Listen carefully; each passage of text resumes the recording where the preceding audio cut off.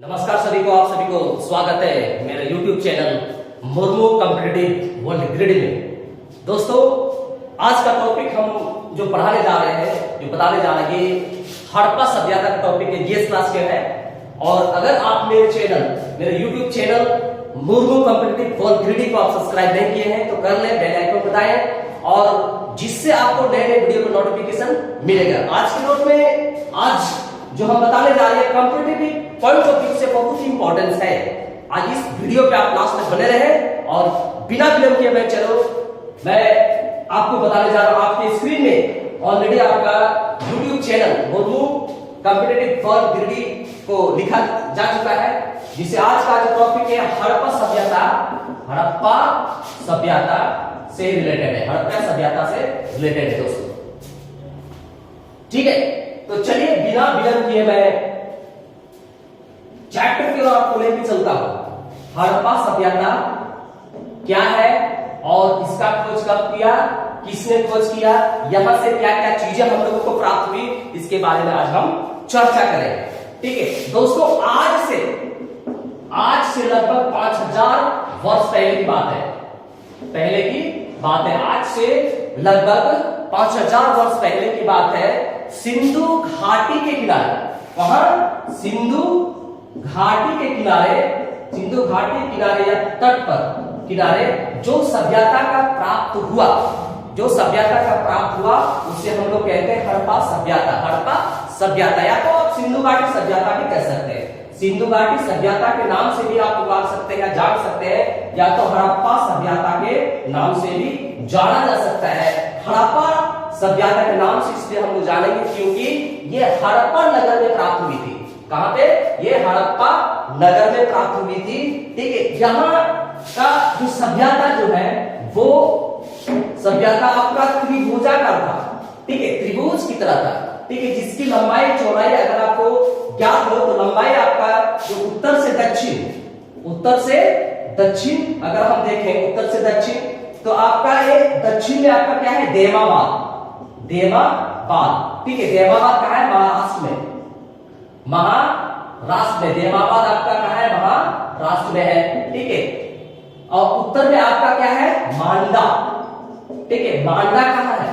मांडा आपका जम्मू कश्मीर में है, ठीक है। दूसरी ओर आपका कहता है, अगर आप पूरब की ओर देखते हैं तो पूरब में क्या है? पूरब में आपका आलमगीरपुर,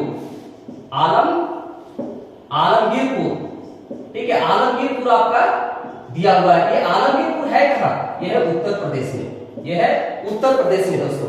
नेक्स्ट आपका जो पश्चिम दिशा में आपको देखने मिलेगा हड़प्पा सभ्यता का शेप को अगर आप देखते हैं तो पश्चिम दिशा में अगर देखते हैं तो आपका क्या हो गया? सुत्को गैंडर, ठीक है। सुत्को गैंडर कहां है? बलूचिस्तान में है। कहां? बलूचिस्तान में स्थित है। दूसरी ओर कहते हैं इस सभ्यता का क्षेत्रफल अगर देखते हैं तो इस सभ्यता का क्षेत्रफल कितना होगा? आप इसे याद कीजिए, 12,99,600 वर्ग किलोमीटर, 12,99,600 वर्ग किलोमीटर, ठीक है। दूसरी ओर कहता है अगर इसके उत्तर से दक्षिण देखते हैं, उत्तर से दक्षिण अगर देखेंगे इसका जो लंबाई है, चौड़ाई है, वो 1100 किलोमीटर है। कितना है? 1100 किलोमीटर। अगर हम उत्तर से दक्षिण की ओर दिशा करें तो आपका जो पूरी लंबाई चौड़ाई कितना हो गया? ये 1100 किलोमीटर है। और पूर्व से पश्चिम अगर देखते हैं तो 1600 किलोमीटर हो गया, 1600 किलोमीटर हो गया, ठीक है। तो ये आपका हड़प्पा सभ्यता का प्रारंभिक स्टेप है। दूसरी ओर कहता है कि ये किस प्रकार की सभ्यता था, तो हड़प्पा सभ्यता, सिंधु घाटी सभ्यता का अगर हम जिक्र करते हैं तो हमेशा आपको क्या मिलेगा? ये शहरी सभ्यता था। क्या था? शहरी सभ्यता के रूप में से जाना जाता है, क्योंकि यहाँ पे जितना भी नगर का प्रयोग किया, जितना नगर यहाँ पे प्राप्त हुई है वो करीब बहुत अच्छी ईंटें से बनाई गई थी। यहाँ का जो शेप था, यहाँ नगर नियोजन था, बहुत अच्छे से था और जिसके कारण शहरी सभ्यता के रूप में जानते हैं। दूसरी ओर कहता है कि इस सभ्यता का खोज किसने किया है? सबसे पहले बहुत सारे वैज्ञानिक ने उत्खनन करने के बाद जो प्राप्त हुई चीजों को उसने विश्लेषण द्वारा जब हम लोगों को बताया, तब वो क्या बोलेंगे? उसको जनक कहते हैं। इसका जब खुदाई किया गया तो ये 1921 में खुदाई की गई थी, ठीक है। इसका खोजकर्ता जो था ये था राय राय बहादुर दयाराम साहनी, राय बहादुर दयाराम साहनी, इसने इस सभ्यता की खोज किया है। ये कहाँ है? ये पाकिस्तान में है। कहाँ है? पाकिस्तान में। पहली बात आपको बताना होगा, समझना होगा पहली बात, कि जब देश अलग नहीं हुई थी, आपको याद होगा 1921 में देश अलग नहीं हुई थी। 1921 में पाकिस्तान और इंडिया एक ही स्थल पर स्थित था। तो जब 1921 में दयाराम साहनी ने जब हड़प्पा सभ्यता का खोज किया, तो उसमें ये कहाँ है? पाकिस्तान में चला गया। कौन सा जिला है? माउंट गोमरी जिला में चला गया। ठीक है, माउंट गोमरी जिला में चला गया। और कौन सी नदी के किनारे? रवि नदी के किनारे बसी हुई थी। रवि नदी के किनारे क्या बसी हुई थी? हड़प्पा सभ्यता। ठीक है दोस्तों, इसके बाद कहता है इसमें इस नगर के बाद जो प्राप्त हुई हमारे ये नगर था, जब आपका हो गया मोहनजोदड़ो, ठीक है। फिर आपका है लोथल मिला, फिर आपका है रंगपुर मिला, फिर आपका है आलमगीरपुर मिला। बहुत सारे ऐसे नगर का हम लोगों को जो खोज करने के बाद हमें प्राप्त हुआ। दूसरी ओर कहता है कि इस नगर का, जैसे हड़प्पा नगर का खोज जब दयाराम साहनी ने किया, तो मोहनजोदड़ो का जो खोज किसी न किसी तरीके से किसी वैज्ञानिकों ने खोज किया है। तो मोहनजोदड़ो का जो खोज किया है वो कौन है? ये आपका है रखलदास बनर्जी ने खोज किया है हड़प्पा नगर का। ये कब किया है? 1922 ईस्वी में। 1922 ईस्वी में इस नगर का खोज हुई है। ये कहाँ है? सिंध प्रांत पाकिस्तान में। सिंध प्रांत पाकिस्तान में जिला लरकाना में इस जगह पर खोज की गई है। ठीक है दोस्तों, और ये है सिंधु नदी के किनारे। ठीक है, सिंधु नदी के किनारे ये जगह स्थित है। इसके बावजूद कहता है कि मोहनजोदड़ो का जो शाब्दिक अर्थ है वो सिंधी भाषा में है। ठीक है, सिंधी भाषा में मोहनजोदड़ो लिखी गई, जिसका मूल रूप जो है वो है मृतकों का टीला। मोहनजोदड़ो का शाब्दिक अर्थ होगा, क्या होगा? मृतकों का टीला के रूप में हम लोग जानते हैं। ये एक तरीके से मोहनजोदड़ो को सिंध का बाग भी कहा जाता है। कारण क्या है? इस जगह का जो जमीन था वो पूरी तरह से उपजाऊ था। ये बहुत बड़ी प्रोजेक्ट है। लेकिन एक चीज समझना होगा कि जब इस नगर का खोज हुई तो क्या इसी समय 1921 और 1922 में ही उत्खनन कार्य प्रारंभ हुए थे? नहीं, ये आपका 1835 से 1902 ईस्वी में जब खुदाई करना प्रारंभ कर दिया, ये स्तरीकरण जितना भी नीचे का है चीजें उतना ही ज्यादा साल का होगा। ये कब शुरू हुआ था? 1835 से 1902 ईस्वी के बीच में। ये कहां पे शुरू हुआ था? सबसे पहले मिस्र में शुरू हुई थी। जब मिस्र में ये शुरू हुई थी तो उस समय भी एक पीट रिवर्स महोदय ने मिस्र में शुरू किया, और इसका मुख्य मुद्दा था कि जितना नीचे रहेगा उसका किस तरीके से हम काल को निर्धारित करना है। इसलिए उसने मिस्र में इस चीजों को नींव की, यानी कि स्तरीकरण की स्टडी को प्रारंभ किया था। लेकिन हड़प्पा सभ्यता, मोहनजोदड़ो के बारे में अगर हम स्टडी करते हैं तो सबसे पहले क्या है कि भारत आएंगे, क्योंकि उस समय भारत और पाकिस्तान एक ही स्टेट में था। आज 1947 में देश आजाद के साथ के दोनों अलग हो गए, तो कुछ पार्ट पाकिस्तान में चले गए हड़प्पा सभ्यता का, और कुछ पार्ट भारत में रह गए। ठीक है, नेक्स्ट कहते हैं भारत में 15 जनवरी 1784 ईस्वी को 15 जनवरी 1784 ईस्वी को कलकत्ता में एशियाटिक सोसाइटी का स्थापना कौन किया था? William Jones. कलकत्ता में एशियाटिक सोसाइटी का स्थापना किया। कब किया? 15 जनवरी 1784 ईस्वी में कलकत्ता में एशियाटिक सोसाइटी का स्थापना किया। और ये संस्थापक उसमें कौन था? William Jones. विलियम जोन्स ने स्थापना किया। तो इस सोसाइटी के अंतर्गत क्या हुआ कि अब भारत में भी उत्खनन करने का, खुदाई करने का काम जारी करने के लिए एक और विभाग बनाया गया। वो 1861 में एक विभाग बनाया गया जिसको कहते हैं भारतीय सर्वेक्षण पुरातत्व विभाग, है ना। तो क्या है, भारतीय पुरातत्व विभाग का सर्वेक्षण विभाग, पुरातत्व विभाग का स्थापना किया गया। कब किया गया? 1861 ईस्वी में। जब 1861 ईस्वी में जब भारतीय पुरातत्व सर्वेक्षण विभाग बनाया गया, उस समय जो इसका डायरेक्टर जो बनाया गया वो कनिंघम महोदय था। कनिंघम महोदय को बनाया गया।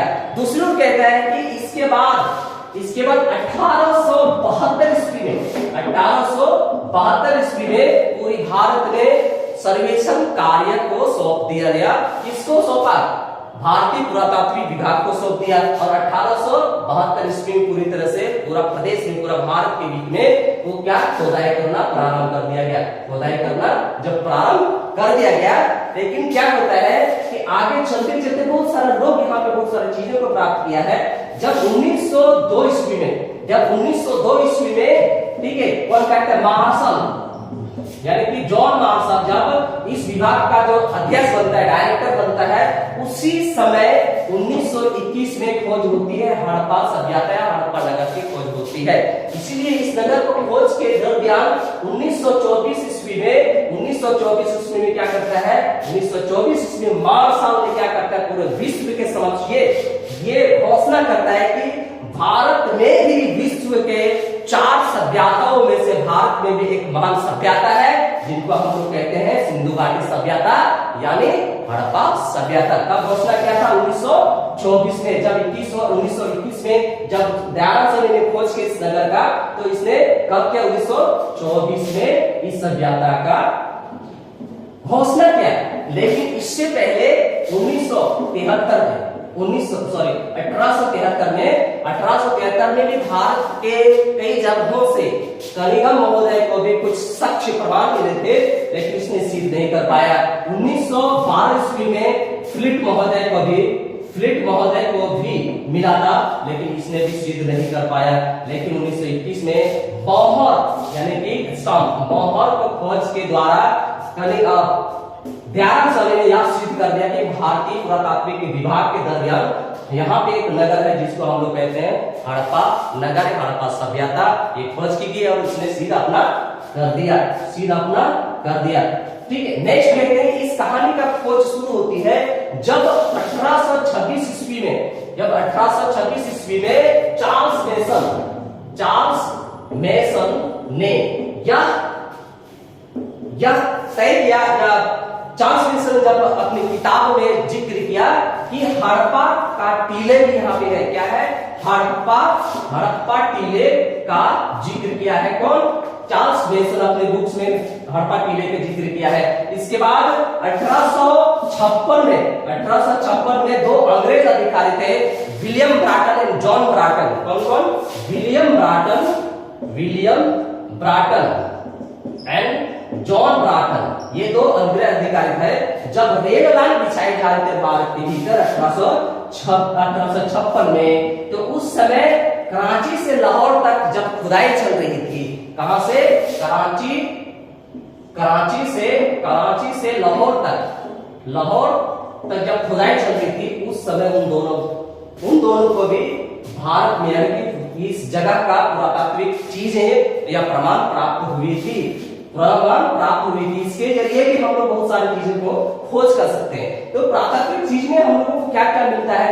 मोहर मिलता है, ठीक है, और ऋषभ मिलता है, पक्की ईंटें मिलती है, ठीक है, मिट्टी का बनाया हुआ बर्तन मिलता है, मिट्टी का बनाया हुआ साण मिलता है, 5000 वर्ष का यहाँ पे क्या मिलता है? 5000 वर्ष का मेरा मिलता है, तालाब मिलता है, खंडहर मिलते हैं, बहुत सारी चीजें का जिक्र हुआ है। और इसको हम लोग एक एक करके जब हम लोग स्टडी करेंगे कि हड़प्पा सभ्यता से क्या क्या चीजें मिली, मोहनजोदड़ो से क्या क्या मिली, लोथल से क्या क्या मिला, उन सारी चीजों का हम लोग एक एक करके डिस्कस करेंगे।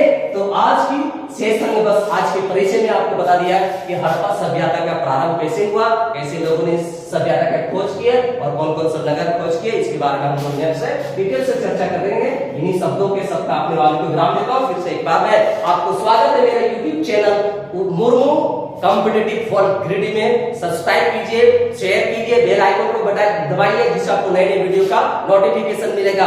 इस वीडियो में अगर आप बने रहेंगे तो आपका जीएस, मैं दावे के साथ कहता हूं, आपका जीएस बहुत ही फिट होंगे और आप एक एग्जाम्स में आप क्रैक कर जाएंगे, चाहे आप JPSC, JSSC, railway, banking, CTET और जितने भी तरह के कंपटीशन एग्जामिनेशन की आप तैयारी कर रहे हैं, आपके लिए बहुत ही लाभदायक सिद्ध होगा। धन्यवाद। जोहार। मैं हूं उदय सर, उदय मुर्मू सर, ग्रिडी।